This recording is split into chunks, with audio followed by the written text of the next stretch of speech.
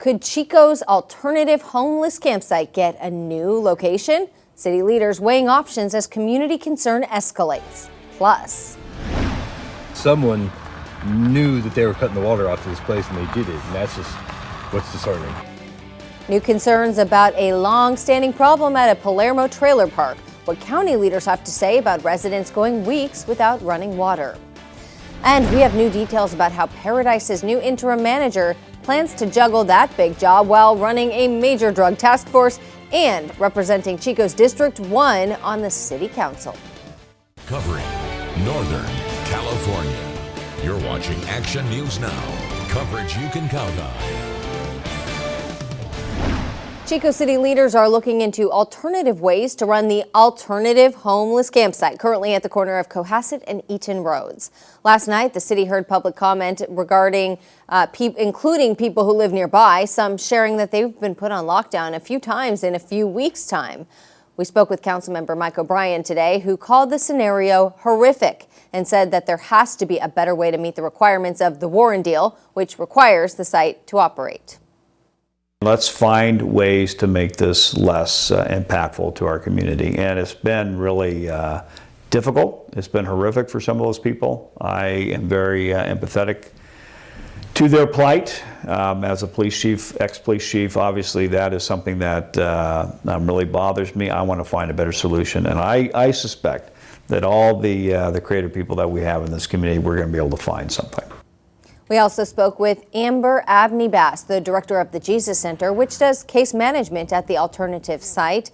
She told us that of the 18 people authorized to live there, 9 are eligible to move to the Pallet Shelter. And while 6 of them are considering it, 3 do not want to make the move. She also told us that since the site opened, 2 people have died there, one from an overdose and another from that shooting that we reported this summer. The council voted to direct staff to come up with an alternative option for running the site or potentially moving it at the next city council meeting.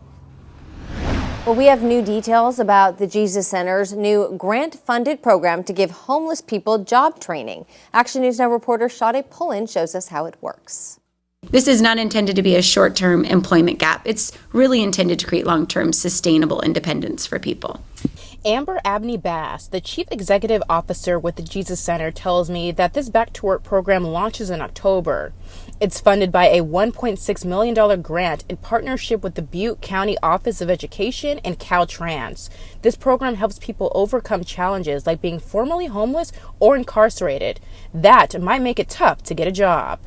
They will have an opportunity to join a crew to go out and to be doing work that is a combination of litter abatement and then also some light landscaping in coordination to meet the needs of the Caltrans areas in our neighborhoods. Bass says there will be a couple of 8-man crews, meaning opportunities for about 16 people. Participants will also get job skills training, job placement assistance, and case management services through the Butte County Office of Education. They'll get help overcoming both short and long-term barriers to employment, like having a criminal past. I met a homeless woman in Chico who tells me that the Back to Work program is something that she would definitely utilize. Meet Valerie Vargas, who tells me she's been homeless for a few years. She says being homeless has made it hard for her to get a job. She says it's hard to get interviews, and when she does, they go nowhere. She tells me that this program can make all the difference.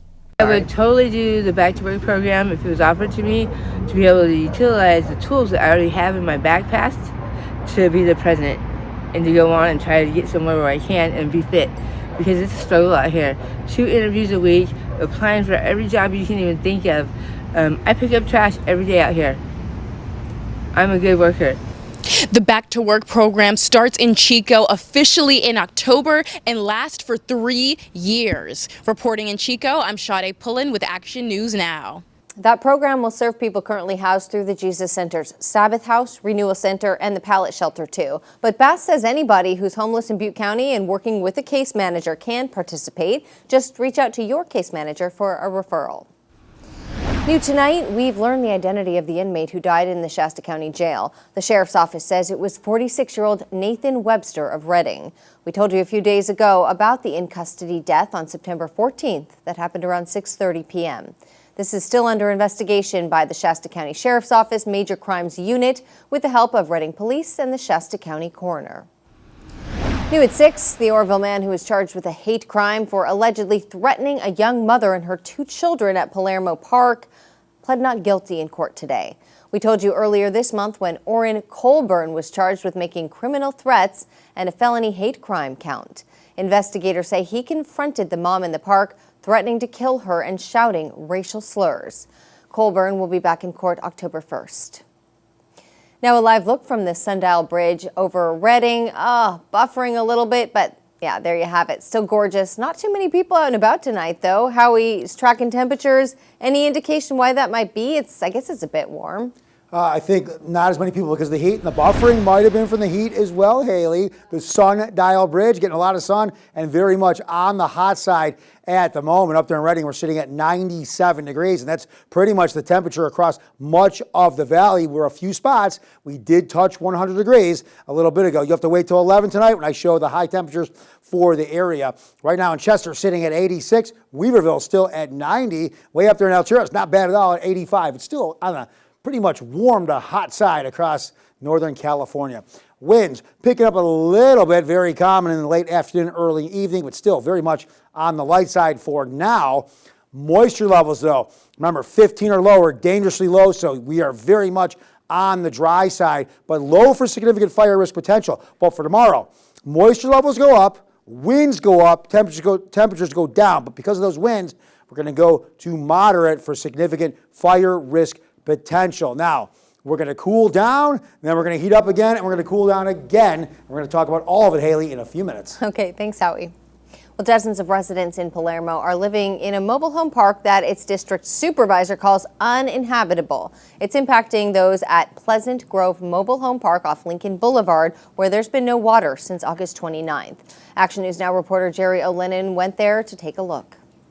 Residents at Pleasant Grove Mobile Home Park have been living without running water since August 29th, a crisis that Butte County Supervisor Bill Conley says has rendered the park uninhabitable.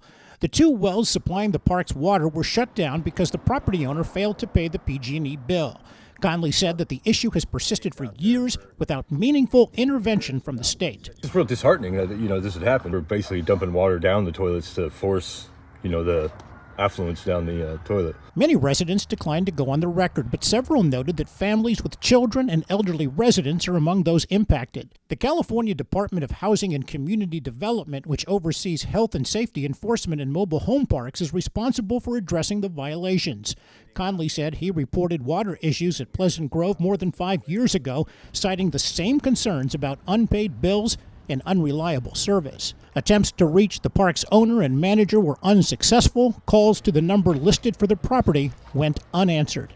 In Palermo, Jerry O'Lennon, Action News Now. Until the state intervenes, Supervisor Connolly says it's important that residents find a safer place to live. He's advising that they request assistance through CalFresh, CalWorks, Adult Services, Children's Services, and Housing and Homeless Services.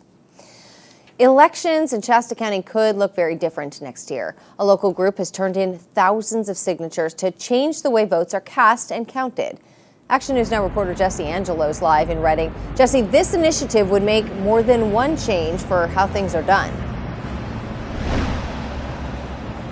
That's right, Haley. The group Save Shasta Elections say it's received over 10,000 signatures on their petition, which is enough to let voters decide if elections here in Shasta County should operate under a whole new set of rules. The proposal is called Local Election Transparency and Security Reform. It calls for elections to be held on a single day, in-person voting only. Ballots would be counted by local volunteers by hand with voter ID checks and offline rolls to track registration. Supporters say the plan would put control back in the hands of the community. The key here is that we're a charter county. We would not have done this petition if we were not a charter county. So, I do want to give the Board of Supervisors credit there for starting that process. Now, others see potential problems with the measure. Supervisor Matt Plummer says legal challenges could face legal challenges with the way that it's currently written. And one critic I spoke with off camera called it a solution looking for a problem. Now, the group says it hopes to have the measure in front of voters as early as next June. In Reading, live, Jesse Angelo, Action News Now. Okay, we'll keep following this. Thanks, Jesse. The group says it's pushing to get the initiative, again, like Jesse said, by June, and county officials will begin verifying signatures now, though, to determine whether the petition even qualifies for the ballot. And we're learning more about the new interim manager for the town of Paradise, Mike O'Brien. We told you about his appointment yesterday. Action News Now reporter Bea Barbosa shows us what people on the Ridge hope will come from this change in leadership. I hope that he can fulfill every one of them. That's what Paradise resident Sidonia Brown says about the new interim town manager of Paradise taking on a third role in public service, all at the same time. O'Brien has been on the job for 3 days now, and he says he is committed to not just this position in Paradise, but also to his position on the Chico City Council and his job as commander of the Butte County Interagency Narcotics Task Force. People in Paradise expressed concerns over several issues impacting the community, from road repaving to the PG&E Fire Victims Trust payout, a range of topics that they hope are addressed under new leadership. I just hope that, he's a good one and will really get this place going again. And there's a lot of people that have been really hardworking, and we've had a lot of people that took advantage, especially of an old lady like me, and a lot of other people. With the rebuild, and I hope that he can do something about that. For O'Brien, helping with recovery efforts and addressing the needs of the community as it rebuilds is something he is honored to be part of. There's always been a connection between Chico and Paradise, certainly because of proximity. But after the campfire, that became a little bit more personal, certainly for me, because I felt the responsibility as a police chief to ensure the safety of an additional 30,000 people who had just been through hell. And that commitment has never left me. Certainly, that's something I've always carried with me, and I'm glad that I'm able to come up here now. In Paradise, Bea Barbosa, Action News Now. O'Brien's serving as the interim town manager while the town council searches for the right person to fill that position permanently. We told you back in August when the council and former town manager Jim Goodwin parted ways. Before this week, the police chief had been serving as interim. A call to action to clean up the Feather River. We show you a fun way to get in on this project.